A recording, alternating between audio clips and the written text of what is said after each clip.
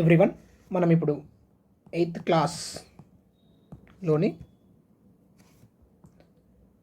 కణం యొక్క మౌలిక ప్రమాణం, అదేవిధంగా స్కూల్ అసిస్టెంట్ బయాలజీలో మనం థర్డ్ యూనిట్ కణజాలాలు అనే సిలబస్ నుంచి మనం ఇది ఫస్ట్ పార్ట్ అండి.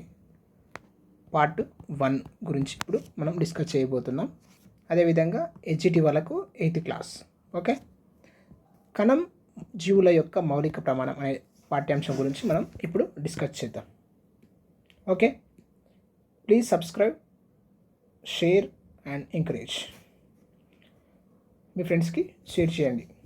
ఓకే, మనం భూమి మీద ఒక సుందరమైన ప్రదేశం, అందులో రకరకాల జీవుల సహవాసం చేస్తుంటాయి. చిన్న మాస్ మొక్కల నుండి అతిపెద్ద కోనిఫెరస్ వృక్షాల వరకు, అతి చిన్న బ్యాక్టీరియా నుంచి నీటి తిమింగలం వరకు జీవులన్నిటికీ కూడా మూల ప్రమాణం కణం. చిన్న బ్యాక్టీరియా నుంచి పెద్ద తిమింగలం వరకు, చిన్న మాస్ మొక్క నుంచి పెద్ద కోనిఫెరస్ మొక్క, అన్నీ దేని నుంచి ఏర్పడ్డాయి అంటే కణం నుంచే ఏర్పడ్డాయి. సుమారుగా 350 సంవత్సరాలకు పూర్వం సూక్ష్మదర్శిని కనిపెట్టక ముందుకు మన చుట్టూ ఉన్న కంటికి కనిపించని జీవ ప్రపంచం గురించి అంతగా మనకు తెలియదు. 350 సంవత్సరాలకు పూర్వం సూక్ష్మదర్శిని కనిపెట్టక ముందుకు మన చుట్టూ ఉన్న కంటికి కనిపించని జీవ ప్రపంచం గురించి మనకు అంతగా తెలియదు.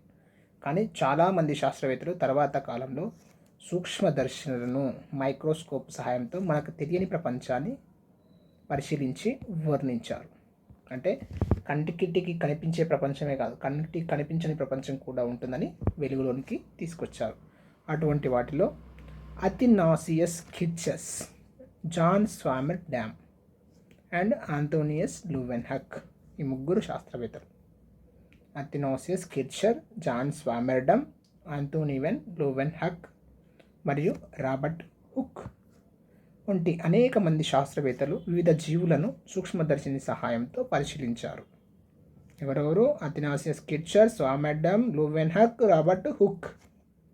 ఆంటోనియన్ లూవెన్హక్ మొట్టమొదటిసారిగా 1674లో ఏం చేసిండు? బ్యాక్టీరియా మరియు ఈస్ట్, ప్రోటోజోవా, ఎర్ర రక్త కణాలు లాంటి సజీవ కణాలను నీటి బిందువులో చరిస్తున్న సూక్ష్మ ప్రాణులని సైతం చూశాడు.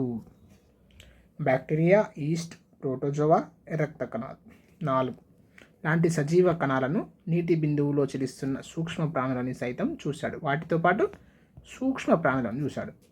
తాను అనేక రకాల భూతద్దాలను తయారు చేశాడు. ఎన్నో సజీవ నిర్జీవ అంశాలను అధ్యయనం చేయడానికి వీటిని ఉపయోగించాడు. ఈ భూతద్దాన్ని ఏం చేసిండు?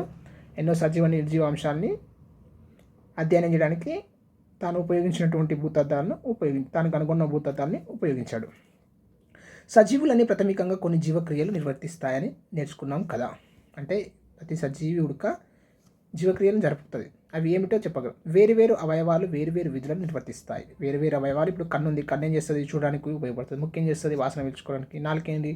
రుచడానికి. ఇట్లా వేరువేరు అవయవాలు వేరువేరు విధులు నిర్వహిస్తాయి. అవయవం యొక్క నిర్మాణాత్మక మూల ప్రమాణం ఏమిటో మీకు తెలుసా?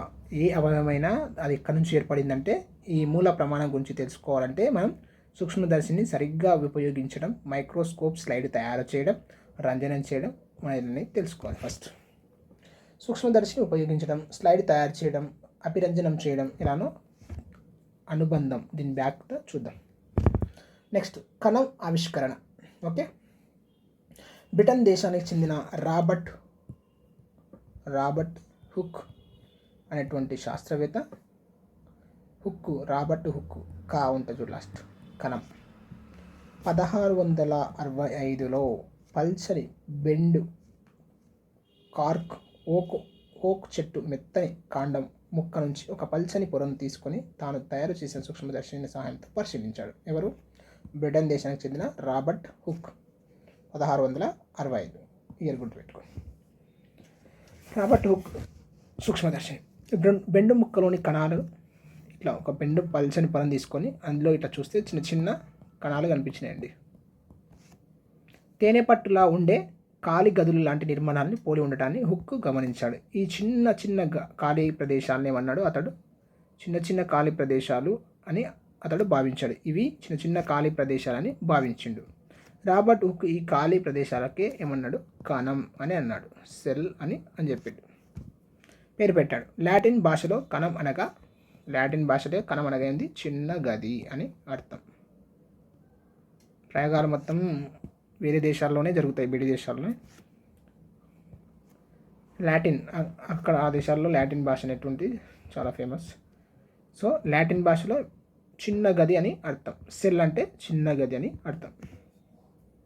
ఓకే, ఇప్పుడు మనం ఖైదీలు ఉండేదాన్ని ఏమంటాం, సెల్ అనమా, అట్లా చిన్న గది, ఇట్లా చిన్న చిన్న గదులుగా ఉండడాన్ని దాన్ని మనం సెల్ అని అన్నాడు. రాబర్ట్ హుక్ మనం కూడా రాబర్ట్ హుక్ లాగా కూడా మనం బెండు కణాలని పరిశీలిద్దాం. ఇప్పుడు ఏం చేయాలంటే ఒక అగ్గిపుల్లని తీసుకోవాలండి. ఓకు చెట్టు బెరడు బదులుగా మనం ఏం చేయాలి, అగ్గిపుల్లని తీసుకొని రాబర్ట్ హుక్ చూసిన చిన్న గదిలో ఉంటే నిర్మాణం మనం ఇప్పుడు పరిశీలించవచ్చు. అగ్గిపుల్లని తీసుకొని నీటిలో అరగంట సేపు నానబెట్టాలి. పల్చని పొరలుగా బ్లేడ్తో కత్తిరించాలి. వీటిలో చాలా పల్చని పొరను ఎన్నుకొని బ్రష్ సహాయంతో స్లైడ్ పైన పెట్టాలి. దాన్ని ఒక నీటి చుక్కేసి కవర్ స్లిప్ కప్పి నీటి బుడగ లేకుండా సూక్ష్మదర్శినిలో పెట్టి పరిశీలించాలి. ఇప్పుడు ఏం చేస్తాయి, మనకు ఇట్లా స్లైడ్లో కనిపిస్తుంది. రాబర్ట్ హుక్ కణాన్ని ఆవిష్కరించడం సైన్స్ చరిత్రలో ఒక ముఖ్య ఘట్టం. రాబర్ట్ అంతవరకు కణం అంటే ఏందో ఎవరికి తెలియదు. కణాన్ని ఆవిష్కరించడం అంటే సైన్స్లో ఒక ముఖ్యమైనటువంటి భాగం. బెండులోని కణాలు, అగ్గిపులలోని కణాలు నిర్జీవమైనవి. బెండు కణాలు, అగ్గిపులలో ఉన్నటువంటి కణాలు ఏమిటివి, అవి సజీవమైనవి కావు, నిర్జీవమైనవి. ఎందుకంటే వాటికి ప్రాణం లేదు. అగ్గిపులలో ప్రాణం ఉంటుందా, ఉండదు. సజీవ కణాలను సూక్ష్మదర్శినిలో చూడగలమా? అయితే ఏం చేయాలంటే వీటి నిర్మాణం నిర్జీవ కణాల మాదిరిగానే ఉంటుందా అనేటువంటి క్వశ్చన్లు. సజీవ కణాలు, నిర్జీవ కణాలు ఒకేలాగానే ఉంటాయా, వాటిని మనం చూడగలమా సజీవ కణాలను? ఇక్కడ ఇచ్చిన కొన్ని కృత్యాల ద్వారా మనం వీటి వివరం తెలుసుకుందాం. ఉల్లిగడ్డ పొర తీసుకోవాలి. ఉల్లిగడ్డ పొర తీసి మందమైన చిన్న ముక్కను కోయాలి. ఉల్లిగడ్డ పొర రెండుగా నెమ్మదిగా వేరు చేసి ప్రయత్నం చేయండి. రెండు ముక్కలను కలుపుతూ ఉన్న పల్చని పాక్షిక పారదర్శకంగా ఉండే పొరను తీసుకొని ఆ పొరను నెమ్మదిగా వేరు చేసి చిన్న ముక్కను కత్తిరించి దాన్ని స్లైడ్ పైన పెట్టి నీటి చుక్కేసి స్లైడ్ మీద కవర్ స్లిప్ కప్పి ఏం చేయాలి, సూక్ష్మదర్శిని పరిశీలించాలి. ఇప్పుడు అగ్గిపులకు ఈ ఉల్లిగడ్డ పొరకు మధ్య తేడాలు ఏమున్నాయో మనం సూక్ష్మదర్శినిలో పెట్టి గమనించాలి. ఉల్లిపొరలోని కణాలు, వీటిని మనం ఏమంటాం, వృక్ష కణాలు అని అంటాం. ఉల్లిపొరలోని కణాలు మనం వీటినే వృక్ష అంటే ఉల్లిగడ్డ ముక్కల జాతికి చెందింది కాబట్టి వృక్ష కణాలు అని అంటారు. ఇప్పుడు జంతు కణాలు. మరి వృక్ష కణాలు, జంతు కణాలు ఒకలాగానే ఉంటాయా? ఇట్లుంటుంది ఉల్లిగడ్డ పొరలోని కణాలు. మన శరీరం కణాలను పరిశీలిద్దాం. జంతు కణాలు, మన బుగ్గలోని, మన చెంప ఉంటుంది కదా, చెంప వెనుక లోపలి భాగంలో ఉన్నటువంటి కణాలు, చీక్ సెల్స్ పరిశీలిద్దాం. ఒక చిన్న చెంచా తీసుకొని ఏం చేయాలి, నోటిలోని బుగ్గ కణాలని చిన్నగా ఇట్లా గీకాలి. నోటిని శుభ్రంగా కడుక్కోవాలి. శుభ్రమైన ప్లాస్టిక్ లేదా చెక్క స్పూన్ తీసుకొని లోపలికి గీకండి. ఈ విధంగా చేసేటప్పుడు రెండు విషయాలు జాగ్రత్త ఉంచుకోవాలి. మొదటిది స్పూన్ శుభ్రంగా కడుక్కోవాలి. రెండోది గట్టిగా గీకాలి, లేదంటే గాయపడే అవకాశం ఉంటుంది. అసలు గీకినటువంటి ఆ శాంపిల్ని తీసుకొని స్లైడ్ పైన వేసి నీటి చుక్క వేసి కవర్ స్లిప్ కప్పి సూక్ష్మదర్శిని పరిశీలించాలి. ఇప్పుడు ఉల్లిగడ్డ కణాలు, బుగ్గ కణాలు రెండింటిని పరిశీలించాలి. వృక్ష కణాలు ఇవి జంతు కణాలు అన్నమాట. ఓకే, వీటి మధ్య తేడాలు మనలోని బుగ్గ కణాలు ఇట్లుంటాయి, ఇవి వృక్ష కణాలు. తర్వాత రాబర్ట్ బ్రౌన్ కణాన్ని కనుగొన్నది ఎవరు? Robert hook. ఇక్కడ చాలా కన్ఫ్యూజన్ అవుతారండి. రాబర్ట్ హుక్ కణాన్ని కనుగొన్నాడు. రాబర్ట్ బ్రౌన్ ఏం చేసాడు? కేంద్రకం. ఇక్కడ ఒక కణం ఉంది కదా సార్ అంటే బ్రౌన్ బిఎన్ బ్రౌన్ ఏం చేసిండు? న్యూక్లియస్ అంటారండి ఇంగ్లీష్లో కేంద్రకాన్ని. న్యూక్లియస్ బిఎన్ బ్యాన్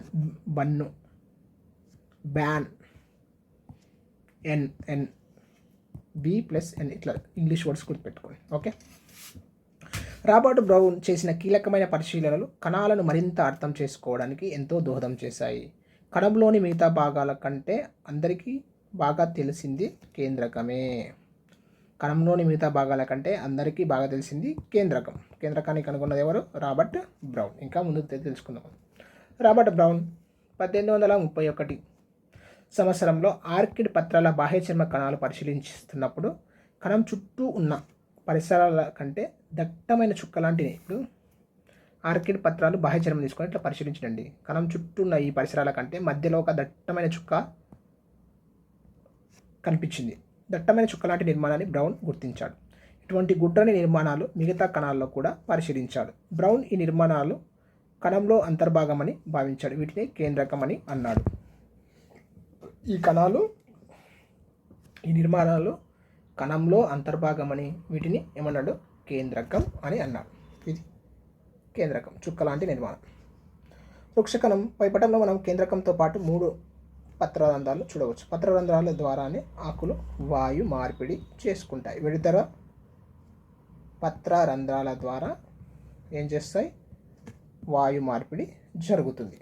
మనం ఏం చేస్తాం? ముక్కు ద్వారా గాలిని పీల్చుకుంటాం కదా. మొక్కలు ఏం చేస్తాయి? పత్రరంధ్రాల ద్వారా గాలిని పీల్చుకొని బయటికి వదులుతాయి. వాటిలో కూడా శ్వాసక్రియ జరుగుతుంది, పత్రరంధ్రాల ద్వారా జరుగుతుంది. వాయు మార్పిడి అనేటువంటిది జరుగుతుంది. కాబట్టి స్లో ప్రాసెస్, నెమ్మదిగా జరుగుతుంది. ఉల్లి పొరలో కేంద్రకాన్ని పరిశీలిద్దాం. ఇప్పుడు ఏం చేయాలి? ఉల్లిగడ్డ పొరను తీసుకోవాలి. పొరను స్లైడ్పై ఉంచి 2-3 చుక్కల రంజనాన్ని, సాప్రినిన్ లేదా మెథిలిన్ బ్లూను వేయాలి. ఇవి వేస్తే ఏమవుతుంది? కణాలు స్పష్టంగా కనిపిస్తాయి. సాప్రినిన్ లేదా మెథిలిన్ బ్లూ, లేకపోతే ఎర్రని సిర. కవర్ స్లిప్ని కప్పి 5 నిమిషాలు కదలకుండా ఉంచాలి. కవర్ స్లిప్ ఒకవైపు చుక్కలుగా నీరు పోస్తూ అధికంగా ఉన్న నీటిని రెండో వైపు ఫిల్టర్ పేపర్తో తుడిచి అధికంగా ఉన్న రంజనాన్ని తొలగించి ఇప్పుడు సూక్ష్మదర్శిని పరిశీలించాలి. ఇట్లా కనిపిస్తుంది మనకు ఉల్లి. ఇవి కేంద్రకం, చుక్కలు కనిపించాయి. ఈ సాప్రిన్ బ్లూ ఉంటుంది కదా, ఈ కేంద్రకం మన పీల్చుకొని ఈ విధంగా కనిపిస్తుంది.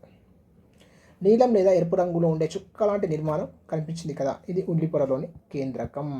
ఇప్పుడు చెప్పాం కదా, కణం మధ్యలో దట్టమైన చుక్క లాంటి నిర్మాణం ఉంటుంది. దాన్నే మనం కేంద్రకం అని అంటాము. ఇది ప్రయోగం ద్వారా మనం ఇక్కడ చూడవచ్చు. బుగ్గ కణాల్లో కేంద్రకం. ఇప్పుడు ఉల్లిగడ్డ కేంద్రకం రెండింట్లో ఉంటుందా ఉండదా అనేటువంటిది ప్రయోగం. ఇప్పుడు ఉల్లిగడ్డ అనేది వృక్ష కణం కదా, ఇప్పుడు బుగ్గ కణంలో ఉంటుందా, మళ్ళీ జంతు కణంలో ఉంటుందా అంటే సేమ్ తీసుకోవాలి. బుగ్గ కణాలను సేకరించాలి. మిథిలిన్ బ్లూ, సాఫ్రిన్ బ్లూ రంజనం చేసి ఏం చేయాలి? వాటిపైన నీరు పోసి క్లీన్ చేసి స్లైడ్ మీద వేసి దానిపైన కవర్ స్లిప్ని కప్పి మైక్రోస్కోప్లో అబ్జర్వ్ చేయాలి. కణాల్లో మీరు పరిశీలించిన నిర్మాణాలు ఏమిటి? చిక్కని రంగు కలిగిన చిన్న గుంట నిర్మాణాలు ఏమైనా కణాల్లో గమనించారా? 2 కణాలు, అవి కణాల మధ్యలోనే ఉన్నాయా? ఉల్లి పొరలోని కణాలు బుగ్గ కణాల బయటి త్వచంలో ఏమైనా తేడాలు ఉన్నాయా? ఉల్లి పొరలోని కణాలు బుగ్గ కణాలోని కణం బయటి, ఇది కణం అండి, ఈ కణం బయటి పొరలో ఏమైనా తేడాలు ఉన్నాయా? బుగ్గ కణాల చుట్టూ ఉన్న పొరను ఏం చేస్తాం? కణత్వచం అని అంటాం. బుగ్గ కణం చుట్టూ ఉన్న ఈ త్వచాన్ని ఏమంటాం? కణత్వచము అని అంటాము. సెల్ మెంబ్రేన్ అని అంటాం. కణత్వచం కణానికి ఆకారాన్ని ఇస్తుంది. అంటే ఈ కణం ఏ ఆకారంలో ఉందో ఇది డిసైడ్ చేస్తుంది. కణత్వచం గుండా కేవలం కొన్ని పదార్థాలు మాత్రమే లోనికి బయటికి ప్రవేశిస్తాయి. ఇది కణం ఉంది, ఈ కణం ఉంది, ఈ కణం నుంచి ఈ కణానికి మధ్య పదార్థాల రవాణా అనేది ఇది డిసైడ్ చేస్తుంది. ఎవరి లోపలికి పోవాలి, ఎవరు బయటికి రావాలనేటువంటి పదార్థాల రవాణా అనేటువంటిది గురించి మరిన్ని వివరాలు తర్వాత తెలుసుకుంటాము. ఉల్లి కణాల త్వచం బుగ్గ కణాల త్వచం కంటే స్పష్టంగా ఉంటుంది. ఉల్లిపొర కణాల త్వచము బుగ్గ కణాల త్వచం కంటే ఇంకా స్పష్టంగా ఉంటుంది ఉల్లిపొర కణాల లోపల. ఓకే, ఎందుకంటే ఉల్లిపొర కణాల త్వచం పైన మరొక పొర ఉంటుంది. దీనినే కణకవచం, సెల్ వాల్ అని అంటాము. అయితే ఇప్పుడు బుగ్గ కణం ఉంది అండి, ఇది ఉల్లిపొర కణం, ఇది ఒక త్వచం ఉంటుంది. కానీ ఉల్లిపొర కణంలో కణత్వచంతో పాటు ఇంకో పొర ఉంటుంది. అందుకే ఇది ఏంది చిక్క కనిపిస్తుంది. ఈ పొర లాస్ట్, దాన్ని ఏమంటాం? కణ కవచం అంటాం. దాని కింద మళ్ళీ కణ త్వచం ఉంటుంది, కణ కవచం ఉంటుంది, కణ త్వచం ఉంటుంది. ఇది కణాన్ని కావాల్సిన పట్టుత్వాన్ని, బలాన్ని ఇస్తుంది. ఇది కణ కవచం. 2 కణాలలో రంగు కలిగి ఉన్న గుంటటి నిర్మాణాలని మనం ఏమంటాం? కేంద్రకం, న్యూక్లియస్ అని అంటాం. ఈ 2 కణాల్లో మధ్యలో ఉండే గుండ్రటి నిర్మాణాన్ని ఏమంటాం? న్యూక్లియస్, కేంద్రకం అని అంటాము. రెండిట్లో ఉంటుంది, వృక్ష కణాల్లో ఉంటుంది, జంతు కణాల్లో ఉంటుంది. 2 కణాల్లో రంగు కలిగి ఉన్న గుండ్రటి నిర్మాణాన్ని కేంద్రకం అంటాం. బుగ్గ కణాల్లో కేంద్రకం దాదాపు మధ్యలోనే ఉంటుంది. ఈ బుగ్గ కణాలు ఉంటాయి కదా, ఇట్లా మధ్యలో ఉంటుంది. కానీ వృక్ష కణాల్లో మధ్యలో కాకుండా కొంచెం సైడ్కి ఏముంటుంది? బుగ్గ కణాల్లో కేంద్రకం దాదాపు మధ్యలో ఉంటుంది. కానీ ఉల్లిపొర కణాల్లో కేంద్రకం మధ్యలో కాకుండా కొంచెం పక్కగా కొంచెం పక్కగా ఉంటుంది. కణత్వచానికి కేంద్రకానికి మధ్య కణత్వచానికి కేంద్రకానికి ఈ కణత్వచానికి కేంద్రకానికి మధ్య ఉన్న జిగురు లాంటి పదార్థాన్ని మనం ఏమంటాం? కణద్రవ్యము అంటాం. ఈ కేంద్రకానికి కణత్వచానికి మధ్యన ఉండే ఈ పదార్థాన్ని మనం అంటాం కణద్రవ్యము అని అంటాం. ఇది ఒక రకమైన విజాతీయ పదార్థం. అంటే ఇందులో రకరకాల పదార్థాలు ఉంటాయి. స్వజాతీయ పదార్థం అంటే ఒకే పదార్థం ఉంటుంది. విజాతీయం అంటే రకరకాల పదార్థాలు ఉంటాయి. హెటెరోజీనియస్ సబ్స్టెన్స్. దీనిని విజాతీయ పదార్థం ఎందుకన్నారో మనం అంటే వేరే వేరే రకాల పదార్థాలు ఉంటాయి కాబట్టి విజాతీయ పదార్థం. కణాంగాలు మరి ఇవే ఉంటాయంటే ఇంకా ఉంటాయి కణాంగాలు. ఆర్గానిల్స్, సెల్ ఆర్గానిల్స్ అనేవాడే త్వచంతో కూడిన నిర్మాణాలు, సంక్లిష్ట రసాయనాలు కూడా ఉంటాయి. వీటిని మనం పై తరగతిలో తెలుసుకుంటాం. కణాంగాలు కణంలో వేరువేరు విధులను నిర్వర్తిస్తాయి. ఒక్కొక్క కణం ఏం చేస్తుంది? కణం ఉంటుంది, కణంలో కేంద్రకం ఉంటుంది, కణత్వచం ఉంటుంది, వీటి మధ్య పదార్థం ఉంటుంది, కణ ద్రవ్యం అంటాం. దీంతోపాటు అనేక రకాల కణాలు ఉంటాయి. ఈ ఒక్కొక్క కణం ఏం చేస్తుంది? ఒక్కొక్క విధిని నిర్వర్తిస్తుంది. కణాంగాల గురించి కణాన్ని జీవుల యొక్క నిర్మాణాత్మక క్రియాత్మక ప్రమాణమని ఎందుకంటాం? మనం 9వ తరగతిలో తెలుసుకుంటాం. ఓకే, కణాలలో వైవిధ్యత అంటే ఏమేమి వైవిధ్యత ఉంటుంది, అన్ని కణాలు ఒకేలాగా ఉంటాయా ఉండవా అనేటువంటిది ఇప్పుడు తెలుసుకుందాం. ఉల్లిపర కణాలు దాదాపు అన్నీ ఒకే ఆకారం ఒకే పరిమాణంలో ఉన్నాయి అని పరిశీలించారు కదా. ఇదే కృత్యాన్ని వేరు వేరు పరిమాణంలో ఉండే ఉల్లిగడ్డలతో చేస్తే, అంటే ఇప్పుడు ఒక చిన్న ఉల్లిగడ్డ తీసుకున్నామండి, ఒక పెద్ద ఉల్లిగడ్డ తీసుకున్నాం. దీనిలో ఉండే కణాల పరిమాణం ఈ పెద్ద ఉల్లిగడ్డలో ఉండే పరిమాణం ఒకేలాగానే ఉంటుందా, ఒకే ఆకారం ఉంటుందా అనేటువంటిది డౌట్. అన్నిటినీ కణాలు ఒకే రకంగా ఉంటాయా భావిస్తున్నారా? పెద్ద ఉల్లిగడ్డలో కణాలు పెద్దగా ఉంటాయా? పెద్ద ఉల్లిగడ్డల కణాల పరిమాణం పెద్ద ఉంటుంది, చిన్న ఉల్లిగడ్డలో చిన్న ఉంటుందా అనేటువంటిది డౌట్. ఇప్పుడు చూద్దాం. ప్రకృతిలో లక్షలాది జీవరాశులు ఉన్నాయి. అవి రకరకాల ఆకారాలు పరిమాణాల్లో ఉంటాయి. వీటిలో ఉండే కణాల సంఖ్యలోనూ తేడాలు ఉంటాయి. వాటిలో ఇప్పుడు మన మనుషుల్లో కూడా ఒకరు బక్క ఉంటారు, ఒకరు లావు ఉంటారు. అంటే ఈ బక్క ఉన్న శరీరంలో కణం పరిమాణం చిన్నగా ఉండి పెద్దగా లావుకున్న పరిమాణంలో కణం పరిమాణం పెద్దగా ఉంటుందా అంటే దానికి సంబంధించిన ఆన్సర్ని ఇప్పుడు తెలుసుకుందాం. ఆకారం పరిమాణంలో రకరకాల ఆకారాల పరిమాణాల్లో ఉంటాయి. వీటిలో ఉండే కణాల సంఖ్యలోనూ తేడాలు ఉంటాయి. దీంట్లో ఉండే కణాల సంఖ్య, దీనిలో ఉండే కణాల సంఖ్యలో తేడాలు ఉంటాయి. సూక్ష్మజీవుల చరిత్ర పాఠంలో మీరు అమీబా, పారామిషియం, బ్యాక్టీరియం, క్లామ్డోమోనాస్ మొదలైనటువంటి వాటి యొక్క స్లైడ్లను పరిశీలిస్తారు.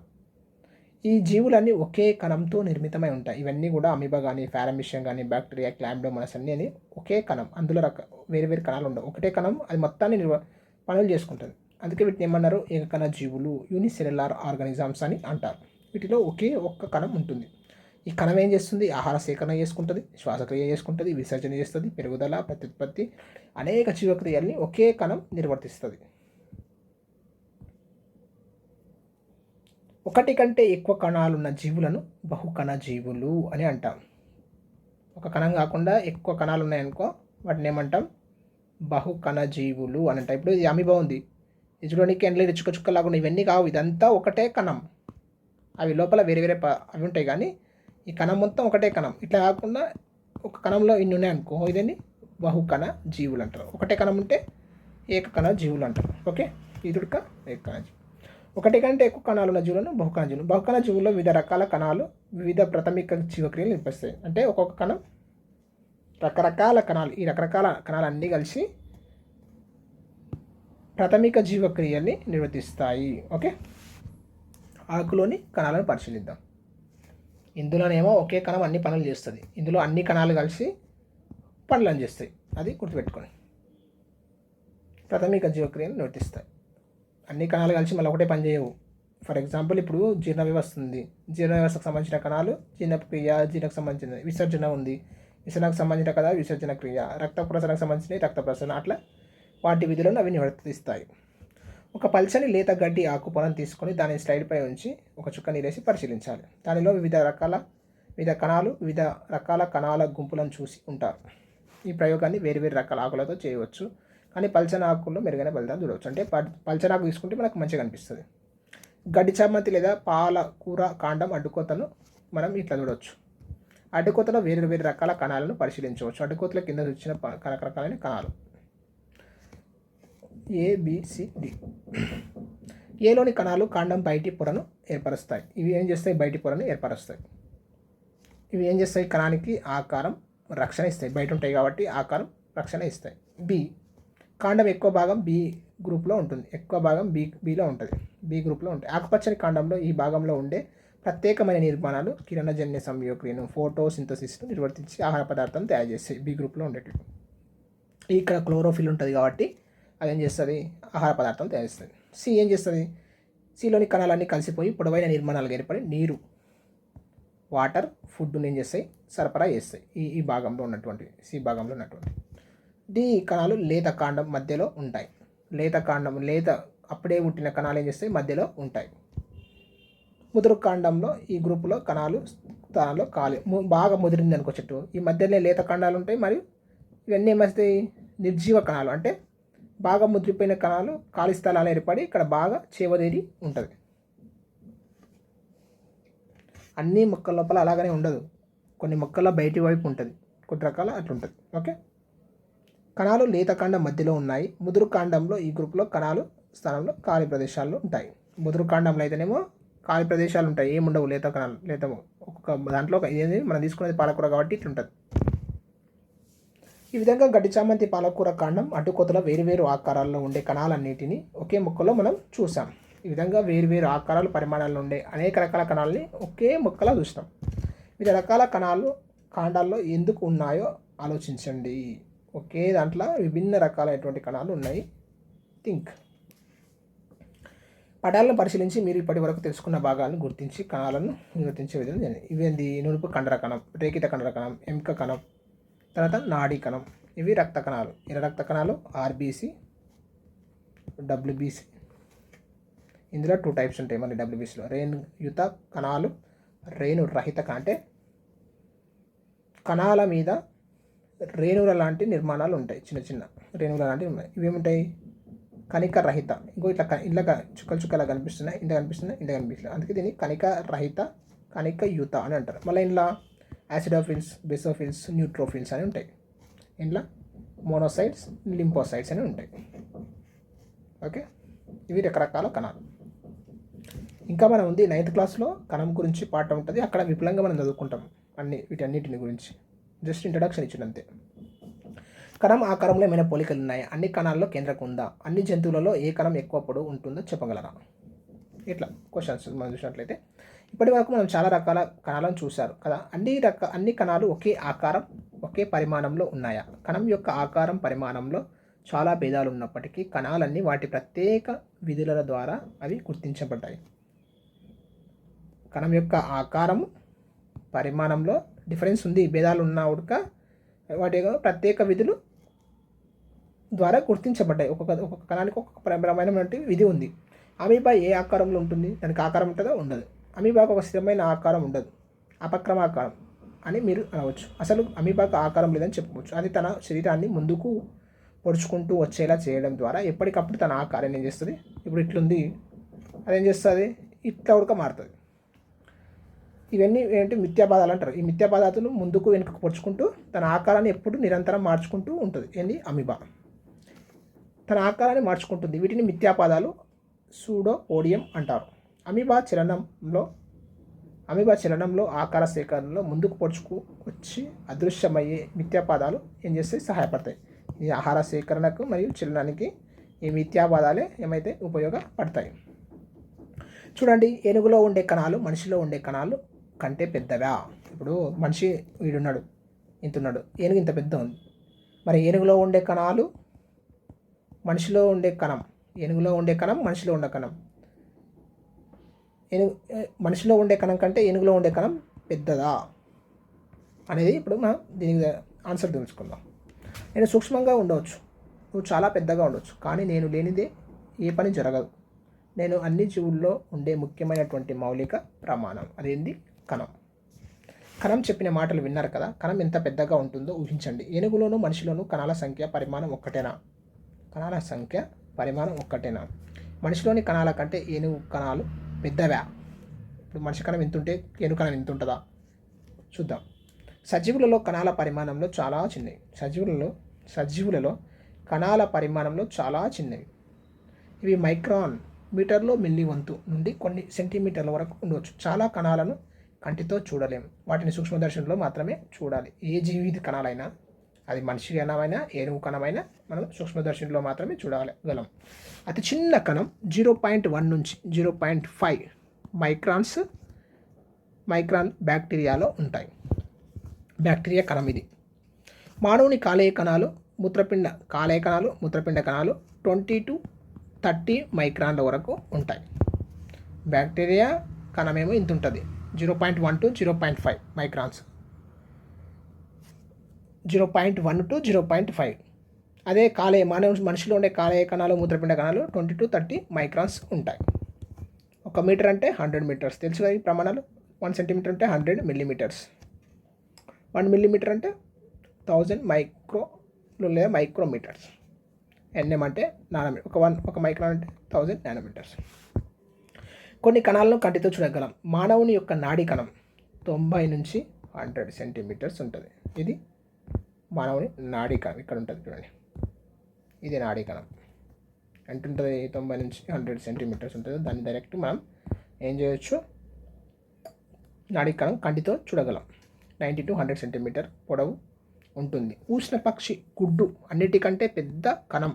ఉష్ణపక్షి గుడ్డు ఉంటుంది కదండి, అది మొత్తం ఒక కణం. అది దాని పరిమాణం సుమారు 17 into 18 సెంటీమీటర్ ఉంటుంది. 17-18 వరుస గుర్తుపెట్టుకొని వాల్యూస్ అడగవచ్చు.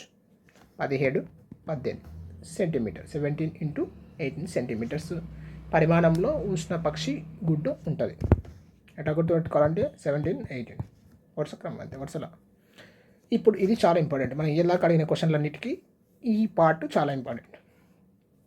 కణం యొక్క పరిమాణం అది నిర్వర్తించే విధులపై ఆధారపడి ఉంటుంది. కణం యొక్క పరిమాణము అది నిర్వర్తించే విధులపై, ఎంత పరిమాణం ఉన్నది అనేది అది నిర్వర్తించే పనిపైన ఆధారపడి ఉంటుంది. విధి అంటే పని, ఆధారపడి ఉంటుంది. ఉదాహరణకు ఏనుగులోను మనిషిలోను నాడీ కణం పొడవుగాను శాఖాయుతంగాను ఉంటుంది. అది రెండింటిలోనూ ఏం చేస్తుంది, సమాచారాన్ని బదిలీ చేయడం అంటే ఒకే రకమైన విధిని నిర్వర్తిస్తుంది.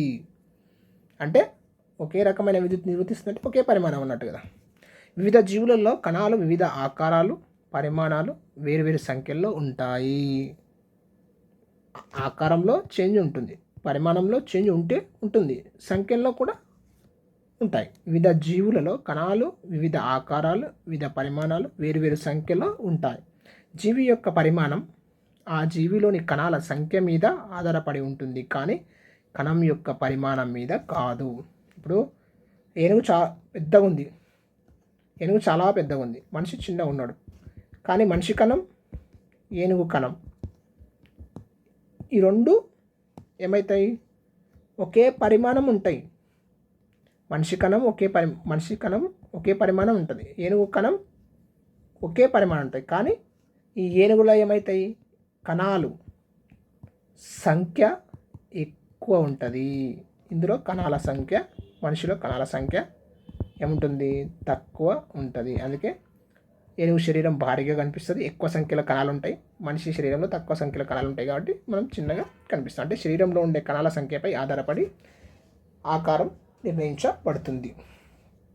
ఇది మనం ఈ లెసన్కి సంబంధించి కేవలం కణం యొక్క మౌలిక ప్రమాణానికి సంబంధించినటువంటి పాఠ్యాంశం.